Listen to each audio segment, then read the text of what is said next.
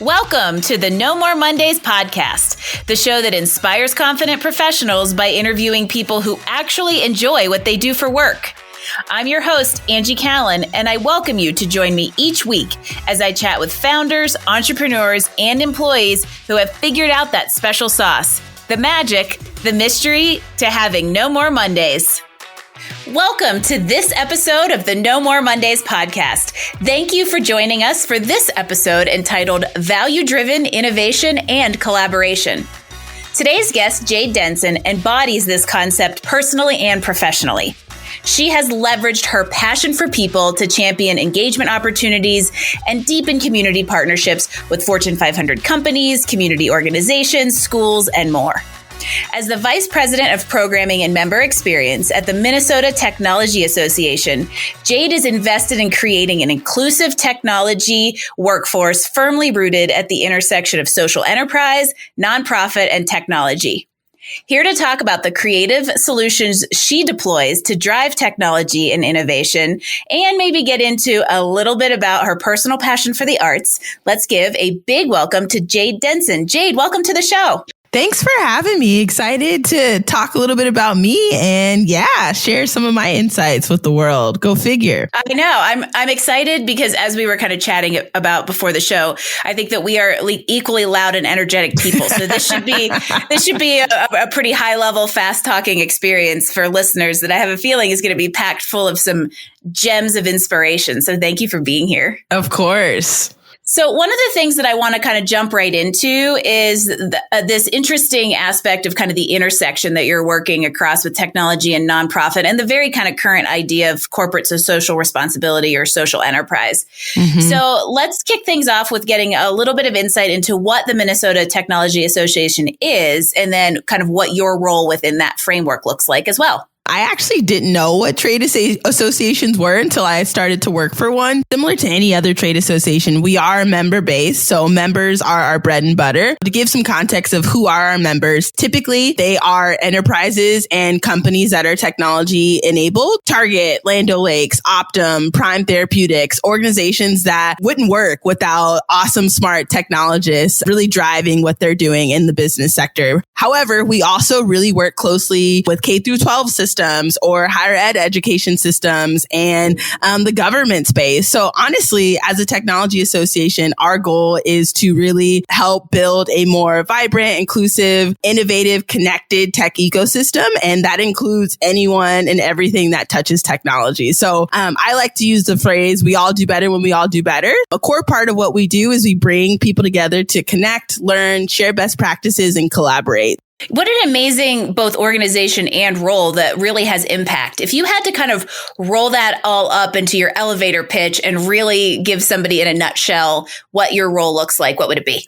Yeah, gosh, I never work jobs that are easy to do this, but I'm going to give it my best shot. So I currently serve as the Vice President of Programming and Member Experience for the Minnesota Technology Association. And our role as an association really is to help build a more vibrant, innovative, inclusive, and connected tech ecosystem here in Minnesota. And my role specifically is to facilitate opportunities for technology practitioners and leaders to come together to connect, learn, share best practices, and collaborate. That's awesome. And what I think is really cool about this is that idea of kind of the ecosystem piece where it's bringing together not only tech, but tech enabled, which is there's an interesting difference there, and kind of the future of the workforce to support that kind of ever evolving orb in what, from what I have seen, is kind of a growing technology scene in Minnesota. Yeah, we are going to be the Silicon Valley of the Midwest. I am confident in that. So yes, definitely a growing scene.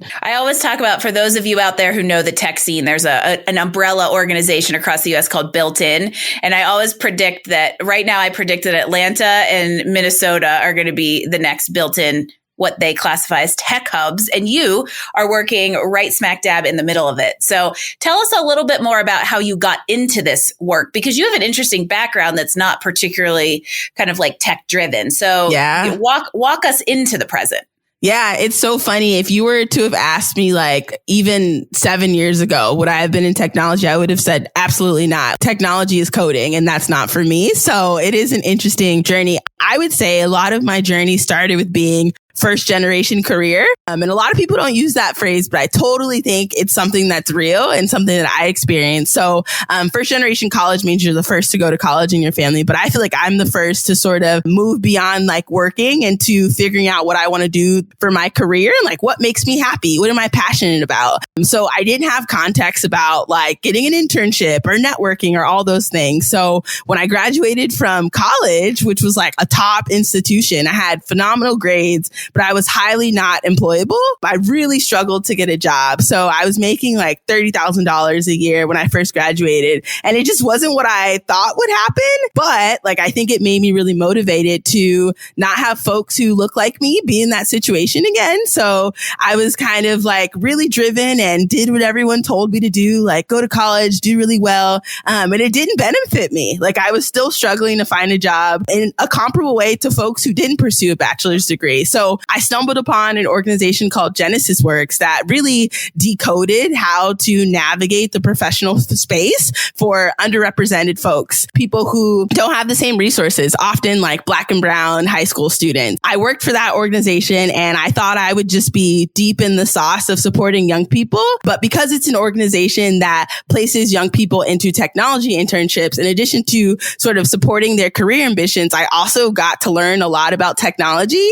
And I think what the kicker was for me was as I was like working with the student and their supervisor, I was more interested in technology than anyone at the table. I was going to say, you almost became the target audience while you were supporting the target audience. Exactly. It's funny. I say that like the students helped me find my career, which is hilarious, but I was asking so many questions and I just wanted to know more. And I think I realized technology is so much more than building an application. And I think the average person doesn't know that, but I kept just digging in and really leveraged my time at Genesis Works to make connections in the CIO community and with leaders in the technology space. And that's ultimately what landed me my job at Mintech. Yeah, it's really interesting to be at the kind of, I think for you, one of the things I really appreciate is being at the intersection of that industry as it grows, but supporting the staff and the young people who are going to come into it, especially supporting those who may be in a more underserved population and may not feel like they have access to it. That's amazing work.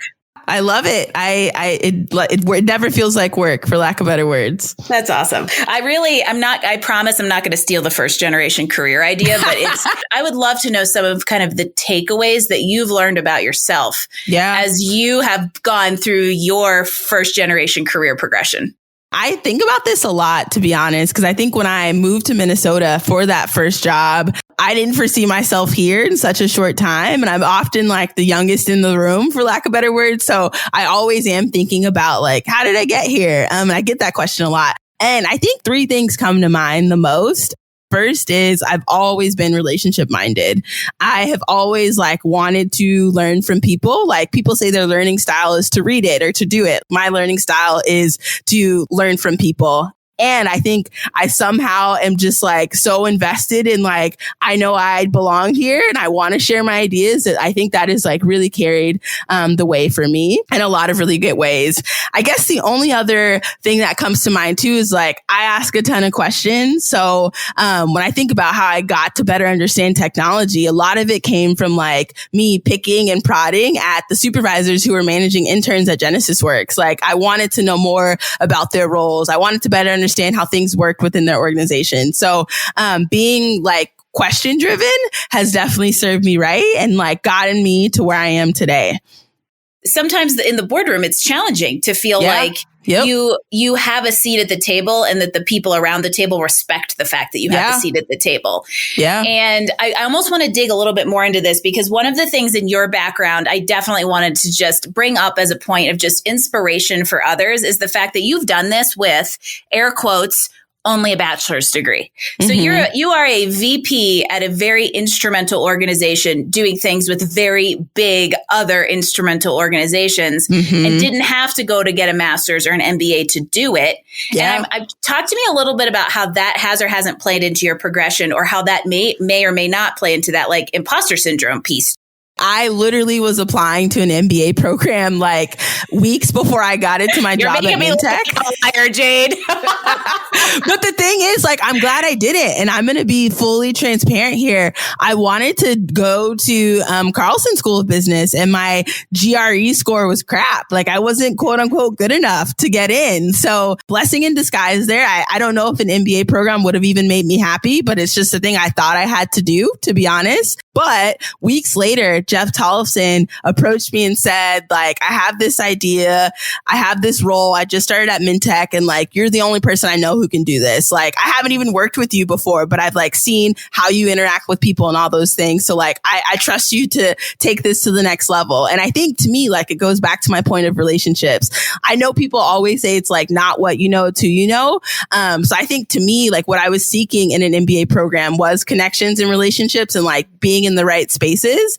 And I feel like if you're sort of relationship minded, maybe that's not the route you have to take in order to get to where you need to be.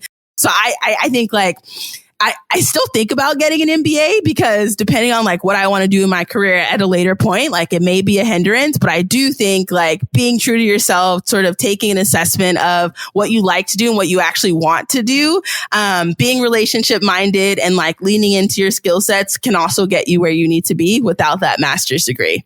Amen. I usually say, sometimes I get really cheeky and I actually want to put the letters RWMBA after my name, which I consider the real world MBA. Yeah. And what I think is, I've created a business. By this point, I've probably done a lot of the MBA work, but you're right. The connections are huge. Yeah. And we talk a ton about networking on the No More Mondays podcast, because I'm starting to pick up on the fact that very often people who are working and are satisfied, working for someone else and who are satisfied, got there through their network because there was already a personal connection there that built the trust and the understanding that you were getting into something, good. So what is something that has surprised you along the way? So what were you not expecting to enjoy about the work that you're doing, especially starting years ago thinking, I'm never going to work in technology. So what have you been surprised at along this journey? Gosh, I think like in some ways I'm surprised that I'm interested in the actual like hardcore technical part. Cause to be honest, I could thoroughly do my job of bringing people together without getting into the weeds of the tech. But like I lean into it cause it's interesting to me. So for example, if I'm facilitating a conversation on machine learning and like pitfalls and challenges of deploying machine learning, like I'm invested and like I'm paying attention to what folks are saying and how they're using machine learning within their organizations. I think I'm always pleasantly surprised at how interested I am in technology. And I think like part of me wonders if I'll ever want to pursue like a boot camp or some sort of certification to actually get into the weeds of the tech instead of just working like around it. But I'm consistently surprised at how interested I am in actually better understanding the technology of what I do. How has all of this, No More Mondays and, liking Mondays and No More Sunday Blues, how has all of this shifted your perspective on Mondays? When I think of Mondays, I also always think of the like Sunday Scaries phrase or whatever. And I think to me, like a few things come to mind in not having the Sunday Scaries. A lot of it comes from just like being confident in my work output. I think I'm like not scared to hit Monday and like dive into the work because I know I can do my job really well. And I think a lot of that has come from having really affirming people in my life and like things going well career wise. So I think I just trust my output in a way that like allows the Sunday Scaries to not exist in the same way. I also think it's helpful to sort of know that what I do in my job is really in alignment with who I am as a person. So part of my job now is to bring people together so that they can learn, connect, share best practices, all those things. Like I do that in my personal life. Back when the world was open, I always had folks over. I used to bring people who were like new to Minnesota into my space to like connect with my friends. And so being a connector and like wanting to facilitate people enjoying each other and learning is like what I do in my day-to-day life. So I don't have to like flip on a different switch, for lack of better words. So there's less emotional labor that goes into getting ready for the day. You had a baseline of evaluation to compare this to say, is this something that's going to align with my values? I love the fact that before we even got into this conversation, I decided to title this driven collaboration and innovation, because that, I think, is the best word that came out of that, idea that you did some self-discovery, knew what your values were, knew what your values weren't. And I'm a big believer that knowing what you don't want can be just as important to knowing what you do want, as you kind of evaluate the fit of an employer or an opportunity for yourself. And if you're out there and trying to kind of figure out what your next play is or get your feet under you, a really good exercise would be to go and sit, and you guys know I love the outdoors, go outside, no devices, and think about your core values personally and kind of set them so that you have a way to define that, and you have that baseline to back check things as it's almost like accountability. It's forced accountability. Yeah, I also want to just zoom in on two things, if you'll allow me. So I think other things that were helpful were, so I actually, an old colleague of mine shared the phrase say yes more than you say no. And I think that super, super helped me before I made my list, because I was able to try so many things and put myself in situations that worked out great and those that didn't. So I think you can't write your list until you say yes more, for one. And then the second thing is, I thought I was super reflective and I knew what I wanted, all those things, but I didn't get to this level of understanding what I wanted to pursue without having a career coach, to be honest. So that was something that, I didn't pay her to say that. No, not a plug, not a forced plug here, but it's truly something that helped.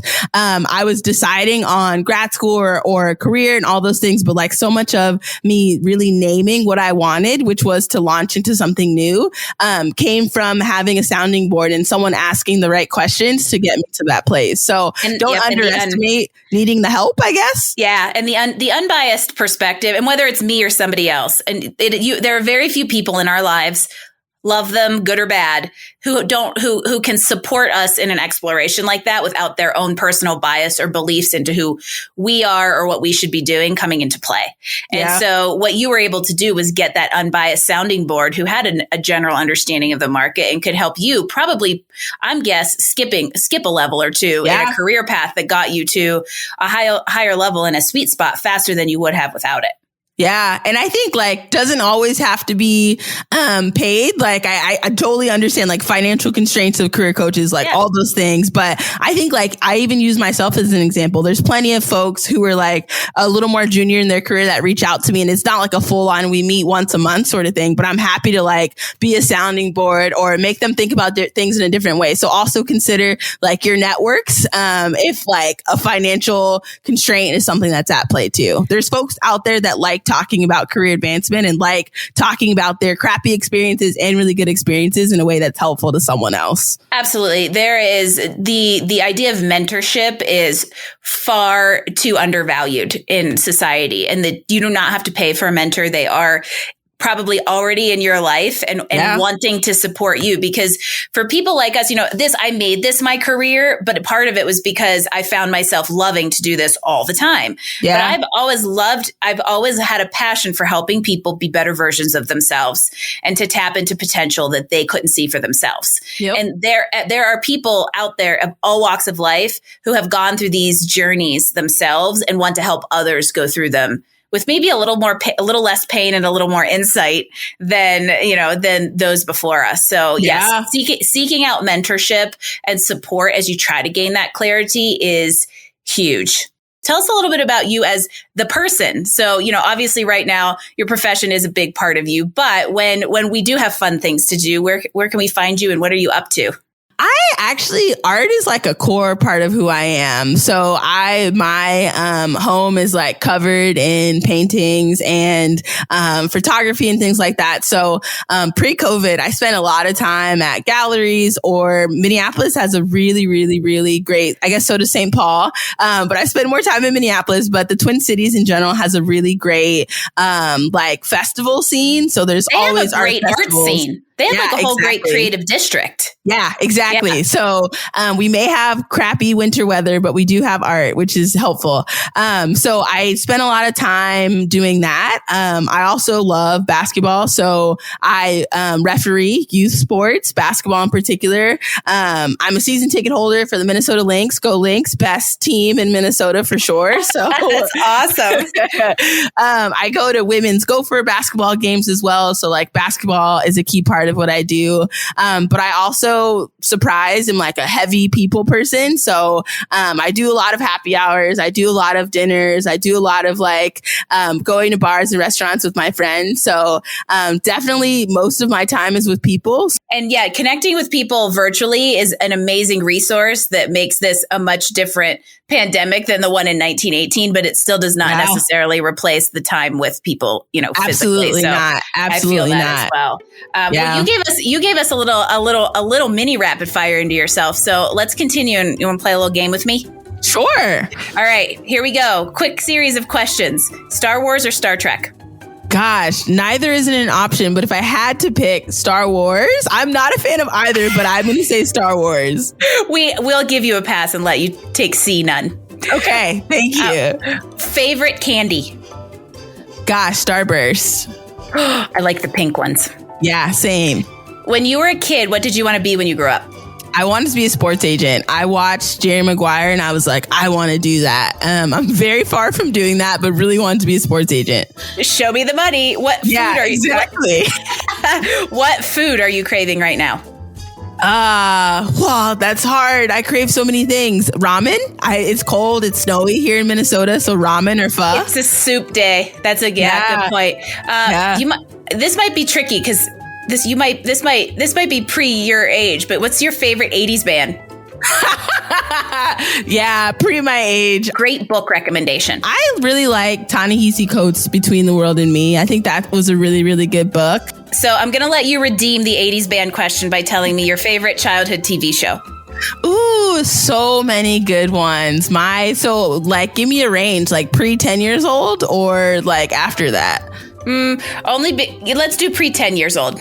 I really, really liked Power Rangers. That was like my jam. I really liked Power Rangers, and Full House was one of them. Sister was another one. Yeah. But yeah, a lot of good ones. Those were, Full House and Sister were like the Friday night thingy on ABC. What was it called? Anyway, that had it when I was a kid. It had Urkel on it too. Yeah. That's definitely in that bucket of favorites for me too. Yep. A lot of good ones. And of course, one more food question because I always am thinking and talking about food. A favorite ice cream flavor? Gosh, favorite. I always get laughed at for this. And despite being like vibrant and sometimes interesting, vanilla is still my go-to flavor. It's boring to some, but great to others. There is basically no better ice cream than Haagen-Dazs Vanilla Bean. Yeah, I love vanilla, and I will go to bat for vanilla. So, I agree. Especially on any sort of dessert requiring ice cream. Yeah. And of course, this is a show about Mondays. So, what's the first word that comes to mind when I say Monday? Honestly, lately it's been grace. Like, I think like I give myself so much kindness on Mondays. Mondays have been different in COVID, but my brain is slower. I'm not like intense like I usually am. So Mondays, like figure out my schedule, like figure out what I need to do. So I give myself a lot of grace on Mondays. That's what I think these days. And I think that that's something that people don't give themselves enough of. So that's a great message to send. And before I ask our last question and send our listeners off with yet another piece of great information, let everybody know how they can find you. Yeah. So I would say my journey is best like captured on my LinkedIn. So I think my URL is just Jade Denson. So Jade, last name is Denson. That gives you a lot of the goods, to be honest. So LinkedIn is where I would recommend people following my story and what I'm up to.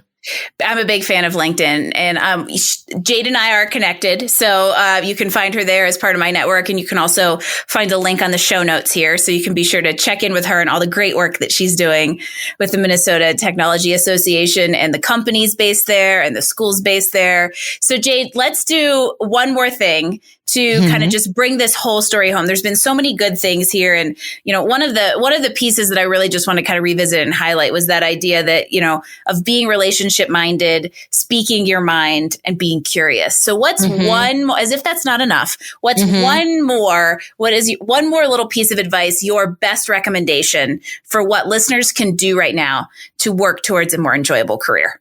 Honestly, gratitude. I didn't mention this before, but to be honest, that probably is the ultimate secret sauce for me. Especially before like where I am now, I was super great at follow up and like thanking people and like showing the impact that the way they've poured into me has helped me in my journey. So relationships and gratitude at the forefront. And I think you'll be in a good spot.